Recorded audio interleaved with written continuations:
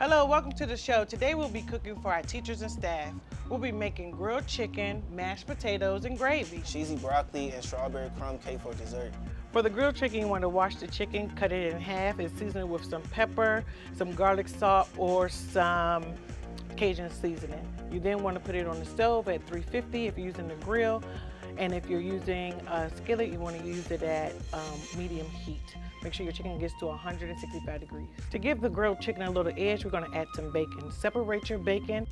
We usually cut down the middle of the whole pack and we place it in the oven on racks. Grease drops down into the pan.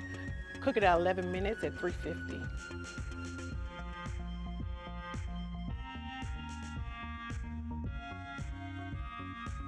Whatever gravy you're planning on using for this recipe, you can use any kind. Just saute some onions, put it in there, and use the same seasonings you use for your chicken and place it inside of the gravy and mix that all together. Thanks.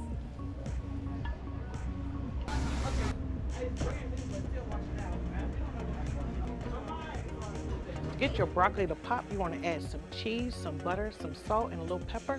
You want to get a bag of Idaho potatoes, put it in the pot, bring it to a boil for 30 minutes. You want to mash your potatoes up. You want to add milk, butter, garlic salt. You want to get two different types of cakes. Strawberry and vanilla is what I used. First, you're going to bake your cakes at 350. Make sure you check it. It's all the way done. Sit them to the side, let them cool while you're crumbling your cake.